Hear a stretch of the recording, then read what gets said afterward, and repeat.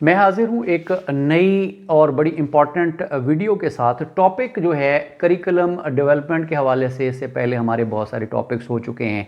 आज का हमारा टॉपिक है criteria for content selection of curriculum development. Curriculum development एक बड़ा ही सेंसिटिव मैटर है, बहुत ही इम्पॉर्टेंट मैटर है। इसलिए करिकुलम जो डेवलपर हैं उनके सामने एक क्राइटेरिया रखा जाता है, या उनके जहन में एक क्राइटेरिया होता है, उसको मद्देनज़र रख के जो करिकुलम डेवलपर हैं वो कंटेंट सेलेक्ट करते हैं। आइए हम देखते हैं कि वो कौन कौन से क्राइटेरियन हैं जिनको मद्देनज़र रख के कंटेंट सेलेक्ट किया जाता है। सबसे जो पहला कंटेंट सिलेक्शन के लिए जो मेरे मुताबिक, इसलिए इसको मैंने टॉप पे रखा है, कि फी ज़माना जो क्रिएटिविटी है ना, वो कंटेंट सिलेक्शन के अंदर ऐसा कंटेंट सेलेक्ट किया जाए जो बच्चों के अंदर क्रिएटिविटी लेके आए। तो इस क्राइटेरिया को मद्देनजर रखना फी ज़माना बहुत ज़रूरी है। बच्चों का metacognition, analytical thinking, critical thinking, creativity, ये बच्चों के अंदर तब आएगी जब इस फैक्टर को मद्देनज़र रखा जाएगा। तो ये बहुत ही इंपॉर्टेंट एक फैक्टर है कि content should increase curiosity, critical thinking and creativity among students. इसके अंदर जान होनी चाहिए कि कैसे बच्चों की क्यूरियोसिटी और क्रिएटिविटी को मैंने ऊपर लेके आना है। दूसरे नंबर पे सिग्निफिकेंट होना चाहिए जी। ये बच्चों को लगे ये हमारे लिए एसेंशियल है, बच्चों को लगे कि ये हमारी ज़िंदगी के लिए बहुत ही इंपॉर्टेंट है, सिग्निफिकेंट है। तो उनको जब सिग्निफिकेंस लगेगी तो फर्दर जो स्टेप्स हैं वो खुद ब खुद अबूर होते जाएंगे, जो हमने आगे पढ़ने हैं। यानी इंटरेस्ट हो गया और उसके बाद रेलेवेंस हो गया। तो सिग्निफिकेंट होगा तो बच्चों में इंटरेस्ट और उनको रेलेवेंट भी लगेगा। तो असेंशियल जो उसकी सर्टेन एज ग्रुप है, सोसाइटी है, उसको लगे, जो उसके पढ़ने वाले हैं, जो उसके पढ़ाने वाले हैं, वो लगे कि इस सोसाइटी के लिए, इस एज ग्रुप के लिए ये बहुत ही इंपॉर्टेंट होने जा रहा है, इसलिए ये पढ़ना ज़रूरी है। उसके बाद रेलेवेंस होनी चाहिए जी। रेलेवेंट फिर किससे? सोसाइटी के साथ। ये नहीं कि आप यहाँ पर हैं और आप ऐसी चीज़ें जो है ना वो अपने बच्चों को पढ़ाना शुरू कर देते हैं जिनका उनसे कोई लेना देना नहीं है, दूर दूर तक लेना देना नहीं, या ऐसा एज ग्रुप है जो रहता यहाँ पर है लेकिन हम उसको जो है वो कहीं बाहर की दुनिया की बातें बताना शुरू कर दें बेतहाशा। थोड़ा बहुत उसके अंदर ऐसा कंटेंट डाला जाता है ताकि चेंज आए, लेकिन बहुत ज़्यादा इररेलेवेंट होगा तो बच्चों के लिए ना उसके अंदर कोई कमिटमेंट होगी, ना उनके लिए चैलेंज होगा, ना इंटरेस्ट और क्यूरियोसिटी होगी। तो रेलेवेंस होना कंटेंट के लिए बहुत ज़रूरी है। ये कनेक्ट करता है स्टूडेंट्स को उनकी हिस्ट्री से, उनकी वैल्यूज़ से, उनकी ही कल्चर से।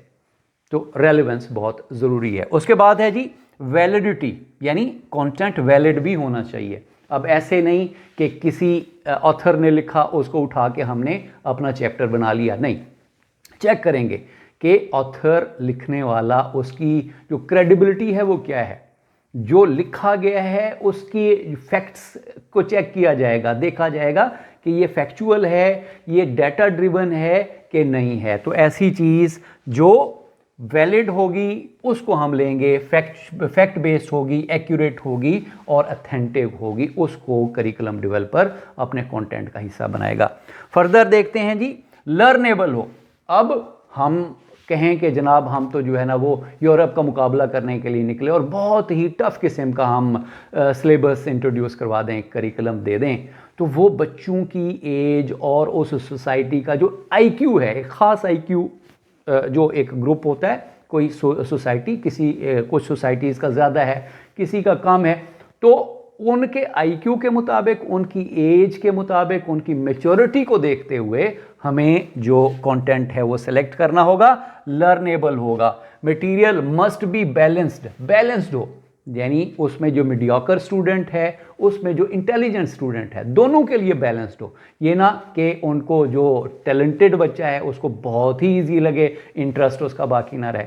तो इन दोनों चीज़ों को हमने मद्देनज़र रखना है। जो रिलेटिवली कुछ कम आईक्यू वाला बच्चा है उसको भी वो लर्नेबल, एक हद तक उसको अंडरस्टैंड कर सके। तो ये क्वालिटी कंटेंट में होना बहुत ज़रूरी है। उसके बाद है जी interesting.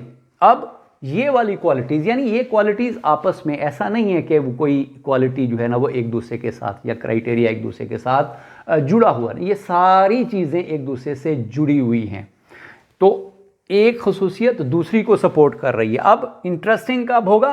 Content should create interest and challenge. Content interest और चैलेंज लेके आए बच्चों के अंदर, और उनको लगे कि ये बहुत ही मज़ेदार कोई काम कर रहे हैं, बोरिंग ना हो, डल ना हो, कि पढ़ते पढ़ते जो है ना वो जो इंट्रिंसिक मोटिवेशन है वो अगर कंटेंट पैदा नहीं कर रहा तो इसका मतलब है वो कंटेंट इंटरेस्टिंग नहीं है। तो इस चीज़ को मद्देनज़र रखना पड़ेगा हमें उस एज ग्रुप के लिए ख़ास तौर पर जो इंटरेस्ट का एक फैक्टर है उसको मद्देनज़र रख के जो करिकुलम डेवलपर हैं उनको करिकुलम डेवलप करना पड़ेगा।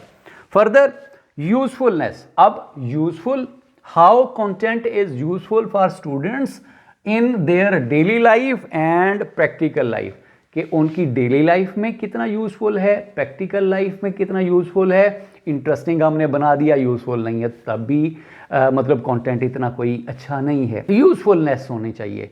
आगे जो स्टूडेंट्स हैं उनकी इकोनॉमी को बेहतर करें, वो अपनी रोज़गार कमा सकें, जो आने वाले ट्रेंड्स हैं उनको देख सकें, बच्चों में इंटरनेशनलिज्म आए, बच्चों की जो कम्युनिकेशन स्किल्स हैं वो बेहतर हों।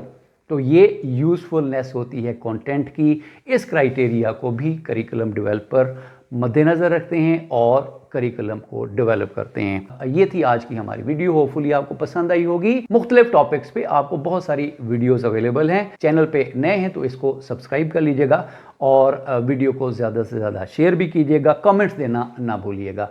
Thank you very much.